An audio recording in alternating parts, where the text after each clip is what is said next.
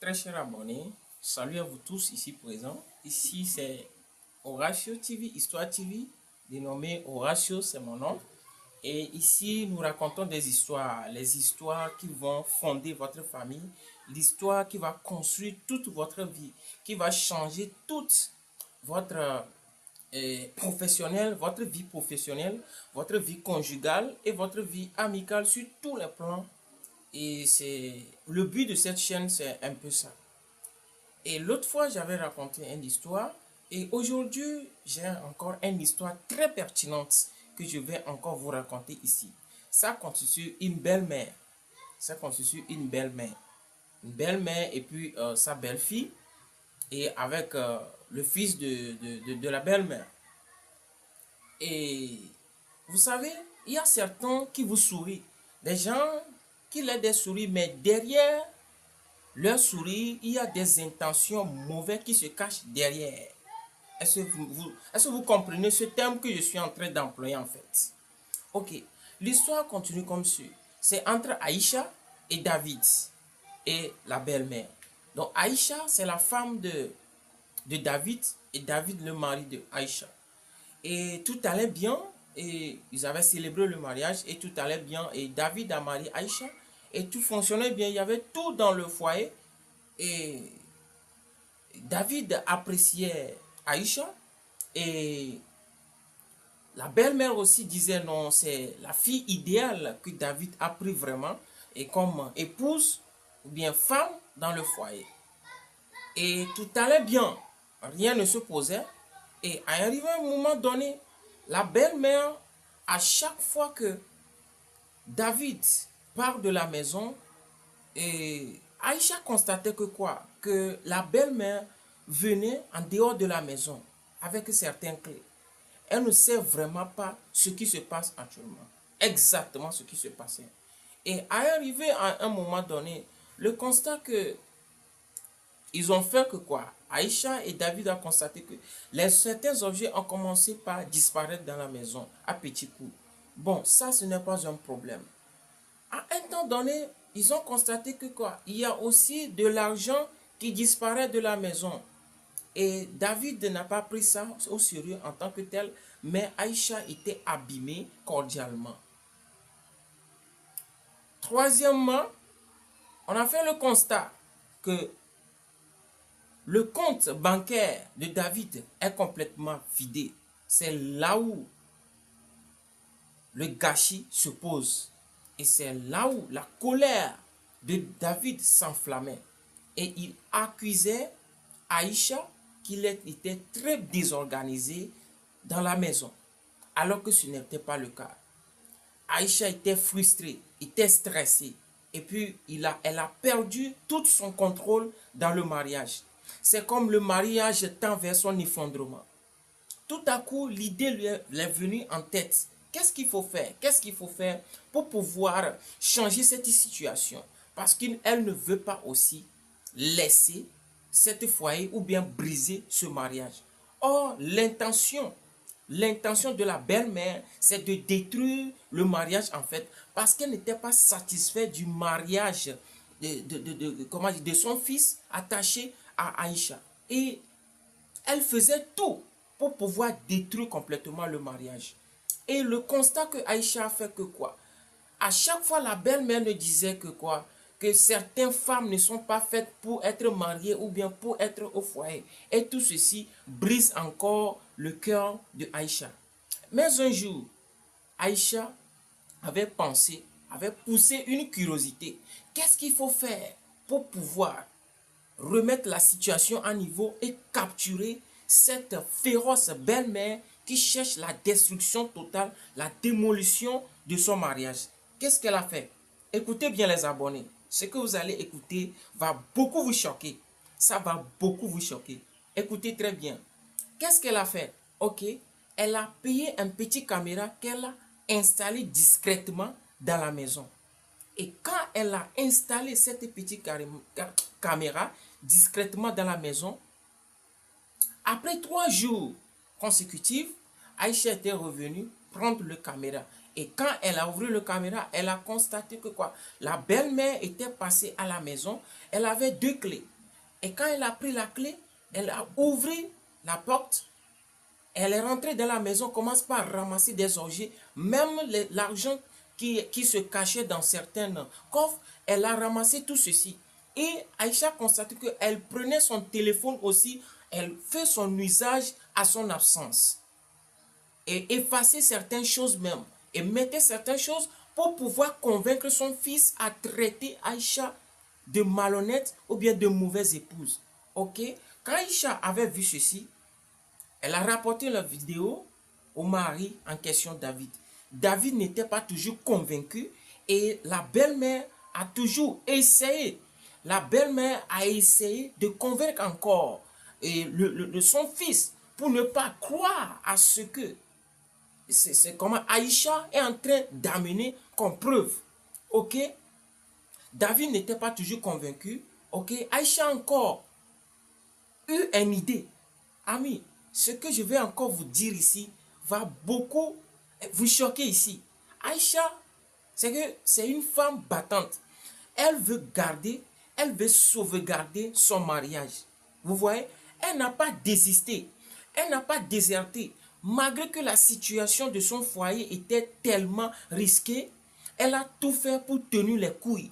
Elle est restée sur ses 2 genoux, sur ses 2 pieds pour garder, pour sécuriser son mariage. Elle ne voudrait pas toujours perdre son foyer malgré les rivalités, les adversités qui se posaient dans le mariage. Écoutez ce qu'elle a Aïcha encore proposé encore comme solution, comme pour pouvoir capturer encore cette fameuse destructrice belle-mère dans ce foyer. Qu'est-ce qu'elle a fait? Ok, elle a demandé à David, ok, de partir au service. Fait semblant, fait comme si il est parti au service et après 1 heure de temps, il n'a qu'à revenir discrètement. Et quand David a suivi les conseils d'Aïcha, il est parti au service. Du coup, après 1 heure de temps, David est descendu discrètement dans la maison. Qu'est-ce qu'il a fait en juste? Qu'est-ce qu'il a fait? Écoutez, vous serez tellement choqué de la situation. Parce que vraiment, David aussi, ce qui m'a plu sur David est que quoi?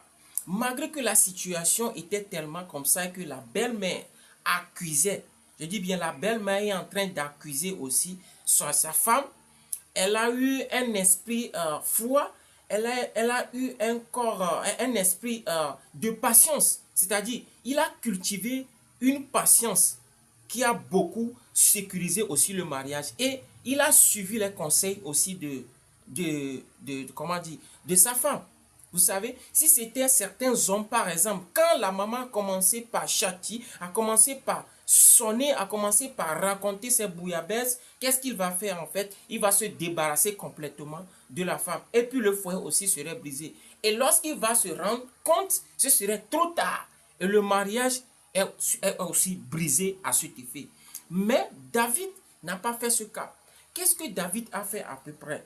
David a poussé la curiosité, il a suivi aussi les conseils aussi de son époux, de son amante, de sa femme.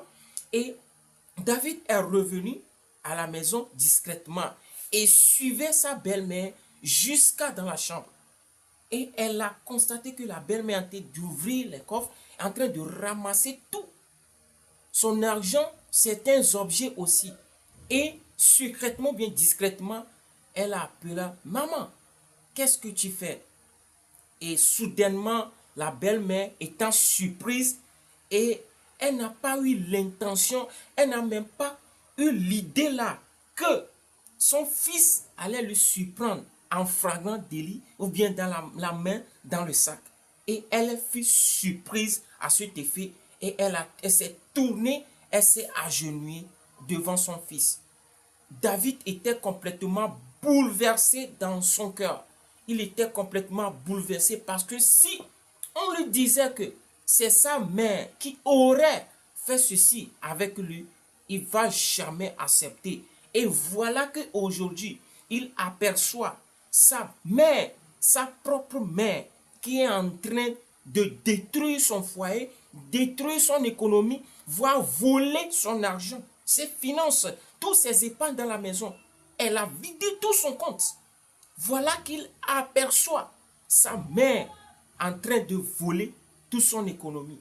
Et ceci a choqué tellement David.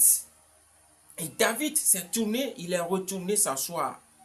Et tout à coup, la belle-mère était revenue demander, elle a demandé pardon à son fils. Mais la confiance est toujours brisée. Il n'y a plus de confiance. Vous savez, les amis, il y a certaines relations dans cette vie, vous devez les sécuriser. Quelle qu'en soit la situation qui va arriver dans cette vie, il y a certaines confiances, certaines amitiés ou certaines relations qu'il ne faut jamais briser. Il faut toujours garder la communication sainte. Il faut toujours garder le respect. Il faut d'abord garder aussi le respect et la communication surtout et la confiance, les trois. D'abord la communication, le respect et la confiance. Quand ceci est brisé, c'est que c'est toute votre vie qui est mise en danger total. Est-ce que vous me comprenez? C'est toute votre vie que vous êtes en train d'hypothéquer et vous n'allez jamais réparer parce que c'est irréparable certaines relations quand vous le brisez. C'est comme vous êtes vivant mais vous êtes mort. Est-ce que vous voyez? C'est ce qui est arrivé entre ce fils et sa maman. Et le fils, la mère a perdu la confiance totale devant son fils. Même la communication est brisée. Et la mère, qu'est-ce qui est arrivé? Ce que je vais vous raconter ici va beaucoup vous choquer. Qu'est-ce qui est arrivé? La mère a proposé qu'elle va payer tout ce qu'elle a pris comme argent, tout ce qu'elle a volé. Elle va rembourser ça à son fils. De ce fait, la grand-mère aussi, comme elle était surprise et elle était sous l'effet du choc, elle a suivi une chirurgie thérapeutique. Donc, une thérapie, vous voyez, parce que vraiment, ça a abîmé tout son corps. Parce que l'intention cachée derrière ceci, c'est de briser le foyer, détruire la relation entre son fils et Aïcha. Mais elle a failli. Elle n'a pas pu. Ça a échoué. Mais, qu'est-ce qu'il faut retenir ici? Vous, les belles-mères, vous devez arrêter certains comportements que vous avez vis-à-vis de vos fils ou bien vis-à-vis du foyer de vos enfants. Ce n'est pas du tout normal. Tu as une belle-mère, tu te permets de voler ton fils. Et derrière, tu attends que quand il quitte la maison, toi tu viennes pour voler. Ce n'est pas normal. Ce que vous faites, ce n'est pas normal. S'il y a une belle-mère qui tombe sur cette vidéo, que ceci lui sert de leçon. Beaucoup de leçons. Que l'honnêteté, le respect, la communication sont les piliers d'une relation. Et quand vous les perdez, c'est que vous avez tout perdu dans votre vie. Et vous êtes vivant, mais vous êtes mort. Abonnez. Si cette histoire vous intéresse, prière d'abonner. N'oubliez pas d'activer la cloche de notification. Et si cette histoire vous êtes tellement intéressé, laissez dans les commentaires si vous étiez à la place d'Aïcha. Qu'est-ce que vous allez faire? N'oubliez pas d'activer la cloche de notification. C'est très très urgent les amis. Partagez maximum cette vidéo. N'essayez pas d'abonner et n'oubliez pas d'activer la cloche de notification pour ne pas rater les prochaines vidéos chaque semaine. Chaque semaine, je suis là pour vous donner ces vidéos afin que vous ayez des leçons pour pouvoir vivre dans la vie. Est-ce que vous connaissez? Donc, c'est une histoire captivante qui va changer beaucoup de vies. Et ça change vraiment. C'est comme c'est une histoire. Chez vous, c'est une fiction, mais c'est une réalité qui se passe dans la vie. Quand vous allez mettre ça en pratique, toute votre histoire va changer. Ciao! Rendez-vous la semaine prochaine pour d'autres vidéos. Merci.